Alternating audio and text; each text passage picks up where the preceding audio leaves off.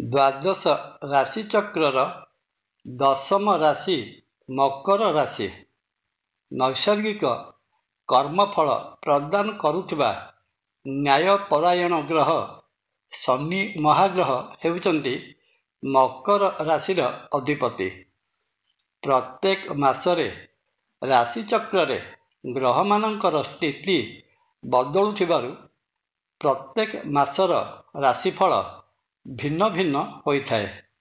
ସେହି କ୍ରମରେ ଆଜି ଜାଣିବା 2025 ମସିହା ଜୁଲାଇ ମାସ ପାଇଁ ମକର ରାଶିର ମାସିକ ରାଶିଫଳ କିପରି ରହିବ। ଜୟ ଜଗନ୍ନାଥ। ନମସ୍କାର, ମୁଁ ତପନ ଡାଇଜେଷ୍ଟକୁ ଆପଣଙ୍କୁ ସ୍ୱାଗତ।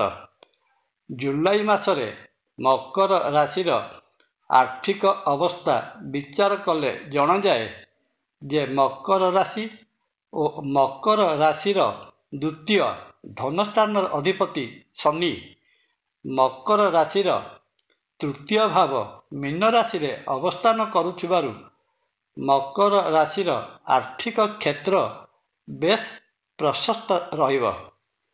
ବିଭିନ୍ନ ସୂତ୍ରରୁ ବିଭିନ୍ନ ଉପାୟରେ ଧନର ଆଗମନ ହେବ, କିନ୍ତୁ କୁମ୍ଭ ରାଶି ପାଇଁ ଶନି ସପ୍ତା ବା ଶନି 7.5ର ଶେଷ ଚରଣ ଭୋଗ ହେଉଥିବାରୁ ମିଳିବାକୁ ଥିବା ଧନ ପ୍ରାପ୍ତିରେ ଅହେତୁକ ବିଳମ୍ବ ଦେଖାଦେଇପାରେ କିମ୍ବା ହସ୍ତଗତ ହେବାକୁ ଥିବା ଧନ ହାତଛଡ଼ା ହେବାର ମଧ୍ୟ ସମ୍ଭାବନା ରହିଅଛି।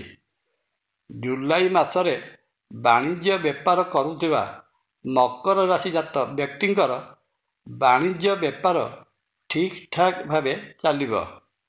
ନିଜର ଭାବନା ବା ଭାବ ପ୍ରବଣତା ଉପରେ ନିୟନ୍ତ୍ରଣ ରଖିପାରିଲେ କର୍ମକ୍ଷେତ୍ରରେ କରୁଥିବା କାମଗୁଡ଼ିକ ସହଜରେ ସମ୍ପାଦିତ ହୋଇପାରିବ।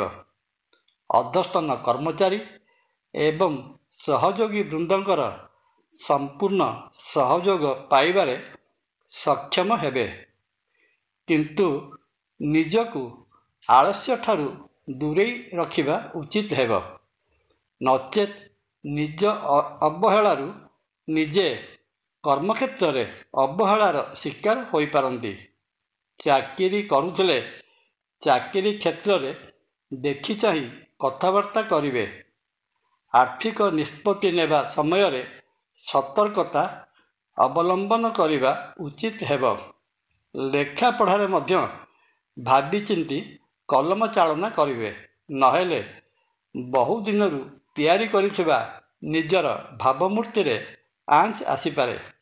ଏହାଛଡ଼ା ଆକସ୍ମିକ ଭାବରେ କର୍ମକ୍ଷେତ୍ରରେ ଶୁଭ ସମ୍ବାଦ ଶୁଣିବାକୁ ମଧ୍ୟ ମିଳିପାରେ। ନୂତନ କର୍ମ ଆଶାୟୀଙ୍କ ପାଇଁ ମାସଟି ବେଶ ପ୍ରଶସ୍ତ ରହିଛି। ଚାକିରି କରିବା ପାଇଁ ଆବେଦନ କରୁଥିଲେ ଭବିଷ୍ୟତରେ ସଫଳତା ପାଇପାରିବେ। ଲଭ୍ ଲାଇଫ୍ ପାଇଁ ଜୁଲାଇ ମାସରେ ମକର ରାଶି ଜାତ ବ୍ୟକ୍ତିଙ୍କର ଉପରେ ଈଶ୍ୱରଙ୍କର ଆଶୀର୍ବାଦ ରହିବ। ମନ ଭିତରେ ଥିବା କଥା ଖୋଲି କହିବା ପାଇଁ ସମୟ ଅନୁକୂଳ ରହିଛି। ଘନିଷ୍ଠ ମିତ୍ର ବା ସହପାଠୀଙ୍କ ସହିତ ରହିଥିବା ସମ୍ପର୍କ ଆହୁରି ଅଧିକ ଘନିଷ୍ଠତାରେ ପରିଣତ ହୋଇ ପ୍ରେମ ସମ୍ପର୍କରେ ବଦଳି ଯିବାର ସମସ୍ତ ସମ୍ଭାବନା ରହିଅଛି। ସମୟକ୍ରମେ ପ୍ରେମ ସମ୍ପର୍କଟି ଆହୁରି ମଜବୁତ ହୋଇ ବୈବାହିକ ସମ୍ପର୍କରେ ପରିଣତ ହୋଇପାରେ। ଜୁଲାଇ ମାସରେ ମକର ରାଶିର ପାରିବାରିକ ବିଷୟ ବିଚାରକୁ ନେଲେ ଜଣାଯାଏ ଏ ମାସରେ ମକର ରାଶି ବ୍ୟକ୍ତିଙ୍କର ପାରିବାରିକ ଜୀବନ ଗତାନୁଗତିକ ଭାବେ ଗତି କରିବ। ପରିବାରରେ ମାଙ୍ଗଳିକ କାର୍ଯ୍ୟ ସମ୍ପନ୍ନ କରିବା ପାଇଁ ଯୋଜନା ତିଆରି ହୋଇପାରେ, କିନ୍ତୁ ଏ ସମୟରେ ପାରିବାରିକ ବନ୍ଧୁତାରେ ଆଞ୍ଚ ଆସିବାର ମଧ୍ୟ ସମ୍ଭାବନା ରହିଅଛି।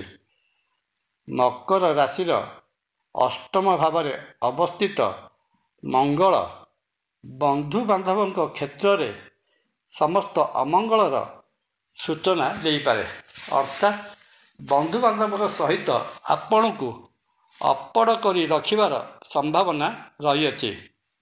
ବନ୍ଧୁମାନେ କର ଛଡ଼ା ଦେଇପାରନ୍ତି କିମ୍ବା ମନ ମଧ୍ୟରେ ଶତ୍ରୁତା ଭାବ ପୋଷଣ କରିପାରନ୍ତି।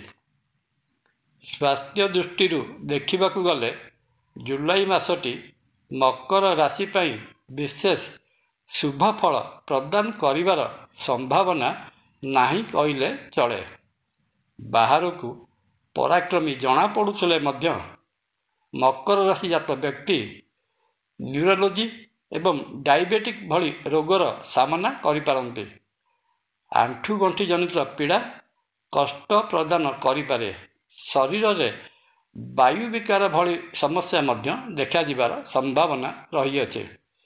ଏ ତ ଗଲା ମୋଟାମୋଟି ଭାବରେ ମକର ରାଶି ପାଇଁ ଜୁଲାଇ ମାସର ମାସିକ ରାଶି ଫଳ।